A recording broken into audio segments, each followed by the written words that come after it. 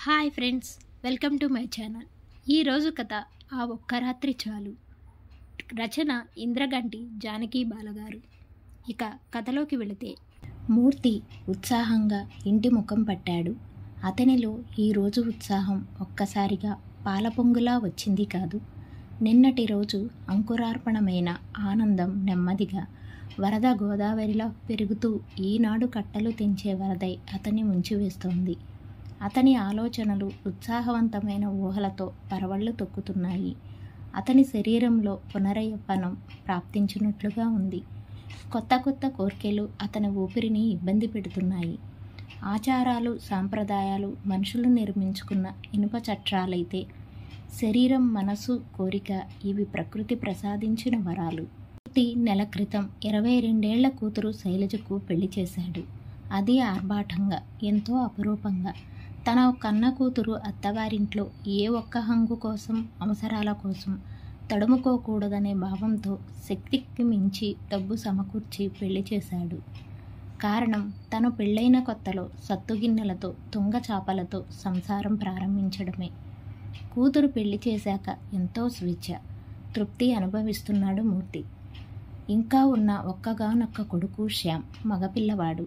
వాడితో సమస్యే లేదు. వాడు నిన్ననే కాలేజీ వాళ్లతో ఎక్స్కర్షన్కి వెళ్ళాడు. ఇప్పుడిప్పుడే పెళ్లి శ్రమ తీరింది. అతనిలో కొత్త ఊహ చోటు చేసుకుంది. తను ఇక ముందు అత్యంత రసవత్తరమైన జీవితం మొదలు పెట్టాలి అని. ఇన్నేళ్లకి తామిద్దరికీ దొరికిన ఏకాంతం పరిపూర్ణంగా వినియోగించుకోవాలి. ఆ క్రితం రోజు మూర్తి ఇంటికి వియ్యంకుడు బావమరిది వచ్చాడు. ఆయన రావడం అదే మొదలు. అసలు పరిచయం లేకపోయినా చుట్టరికాన్ని పురస్కరించుకుని వచ్చాడాయన. ఆ పెద్ద మనిషికి కాఫీ అందిస్తున్న సీతని చూసి, ఎవరీమే అని అడిగాడు. మా ఆవిడ సీత అని తను చెప్పడం క్షణంలో జరిగిపోయింది. నిజమే. మరి సీతకి పెళ్లి చేసేంత కూతురుందంటే ఎవరూ నమ్మరు. సీత ఎంతో అందమైంది, సన్నగా, తెల్లగా, హుందాగా ఉంటుంది. విశాలమైన కళ్ళు, చక్కని సూటైన ముక్కు, ముత్యాల్లాంటి పలువరస, అమాయకమైన ముఖం. చూసే ఎవరినైనా ఇట్టే ఆకర్షిస్తుంది. 38 ఏళ్ల సీత నలగని కొత్త రూపాయి నోటులా ఉంటుందంటే అతిశయోక్తి కాదు. నిన్న ఆ పెద్ద మనిషి కళ్ళల్లో కనిపించిన మెచ్చుకోలు మూర్తి గుండెల్లో ఇంతింతై వెన్నెల వాగులైంది. సీత, నువ్వెంత బాగుంటావో తెలుసా అన్నాడు. ఆ మాటలు విని సీత ఎగతాళి చెయ్యలేదు. మనోహరంగా నవ్వింది. ఇన్నాళ్లకి నా అందం తీరిగ్గా చూసే ధ్యాస పడిందా అంది వయ్యారంగా. ఆ మాత్రపు ప్రోత్సాహానికే మూర్తిలోని పురుష హృదయం పొంగి పొరలిపోయింది. వెంటనే భార్య చెవిలో, నీకో రహస్యం చెప్పనా అన్నాడు. సీత మళ్ళీ నవ్వింది. నాకేం మీరు చెప్పనవసరం లేదు, నాకు తెలుసు అంది. ఏమిటి అన్నాడు ఆతృతగా. రేపు మన పెళ్లి రోజు అంది తేలికగా. మూర్తి సీతని గట్టిగా కౌగిలించుకుని, నాదొక్క కోరిక అన్నాడు. ఏమిటది? రేపు మనం చాలా బాగా సెలబ్రేట్ చేసుకోవాలి అన్నాడు. సీత ఏం మాట్లాడలేదు. ఆమె ముఖంలో ముచ్చటేసి సిగ్గు మురిపంగా మెరిసింది. సీత మనసు కొత్త ఊపిరి పోసుకుంది. లేచింది మొదలు ఏదో తెలియని నూతన ఉత్సాహంతో పనిచేసుకోపోతుంది. సీత అంతరంగం స్మృతిరంగ స్థలమై గతం ఆమెకి కళ్ళ ముందు కదలడం మొదలయ్యింది. ఆమె పెళ్ళైన మర్నాడు కార్యం అన్నారు. అప్పుడే అత్తగారు తగాదా పెట్టింది. దానికి తన తండ్రి రెచ్చిపోయి నానా అరుపులు అరిచాడు. అటువాళ్ళు ఇటువాళ్ళు బిగుసుకుపోయారు. తన మధ్య ఇరుక్కుపోయింది. బంధువులు కలగజేసుకొని ఆ రోజు కార్యక్రమం జరిపించారు. ఆ రోజు అదే మొదటి రాత్రి. గదిలో తనెంత ఏడ్చిందో, భయంతో, అవమానంతో, దుఃఖంతో తల్లడిల్లిపోయిందనే గాని ఆనందం అంటే ఎరుగుదు.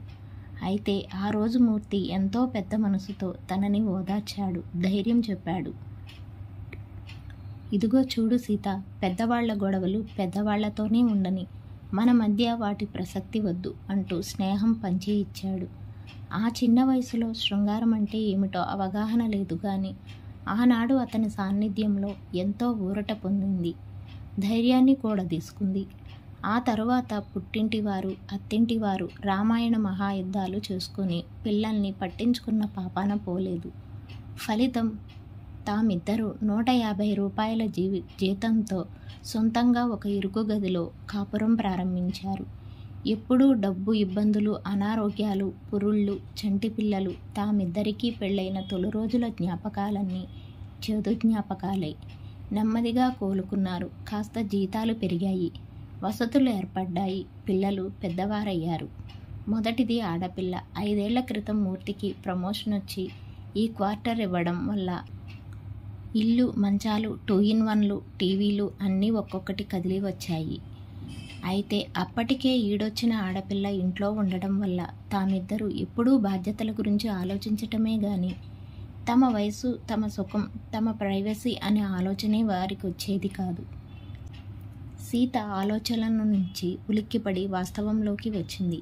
చకచకా ఇల్లంతా సర్దేసింది. ముఖ్యంగా తమ గది అత్యంత శుభ్రంగా, అందంగా తీర్చిదిద్దింది.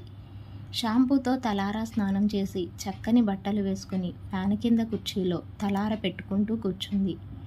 ఇంట్లో అడుగుపెట్టిన మూర్తి సీతను చూసి ఆశ్చర్యంలో మునిగిపోయారు. అగ్నిపునీత సీత అన్నట్లు ఆమె మెరిసిపోతుంది. ఆమె దేవలోకం నుంచి దిగి వచ్చిన ఊహా సుందరిలా ఉంది. మాటలు మరచిన వాడిలా, మంత్రించిన వాడిలా నిలబడిపోయాడు. సీత అందంగా నవ్వుతూ భర్తకి స్వాగతం పలికింది. నిజానికి ఇద్దరి మధ్య మాటల్లేవు. మాటలకందని ఎన్నో మధురభావాలు వారి మధ్య మంతనలాడేసుకుంటున్నాయి. బయట వెన్నెల కాస్తోందో లేదో ఇద్దరికీ తెలియదు, కానీ వారి మనసులో పున్నమి కాస్తోంది. సీత, ఈ రోజెంత ఆనందంగా ఉందో తెలుసా అన్నాడు మూర్తి ఆప్యాయంగా ఆమెను దగ్గరికి తీసుకుంటూ.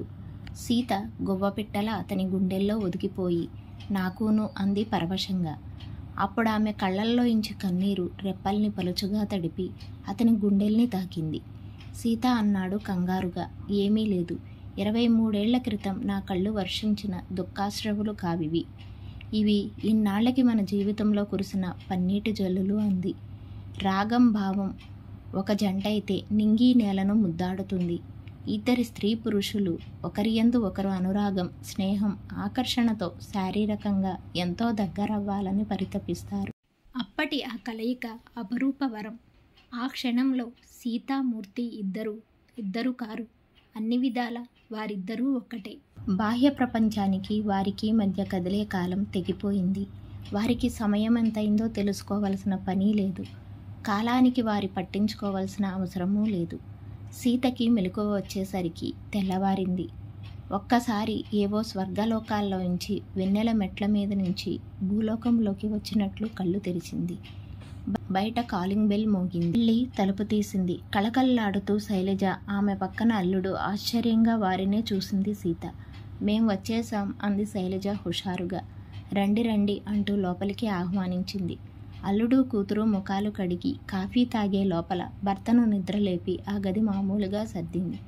పనిలో పడిపోయిన తల్లి వెంట తిరుగుతూ శైలజ కబుర్లు చెప్పేస్తోంది. ఆయనకి ఎల్లుండి నుండి ఢిల్లీలో ట్రైనింగ్ ఉందమ్మా.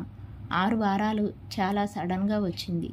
ఈ రాత్రి తమిళనాడుకు ఆయన వెళ్ళిపోతారు. రిజర్వేషన్ కూడా అయిపోయింది. సీత ఆనందంగా వింటోంది. ఆ 15 రోజులు ఇక్కడే అంది శైలజ. సీత కూతుర్ని చూసి మురిసింది. 23 ఏళ్లు వెనక్కి వెళ్ళిన ఆమె మనసు, వయసు మళ్ళీ ఇప్పుడిప్పుడే మామూలు స్థితికి చేరుకుంటున్నాయి. అయితే ఆ తిరిగి వచ్చిన వయసు, మనసు కొత్త ఊపిరి పోసుకొని కళ్ళల్లో కళకళలాడుతున్నాయి.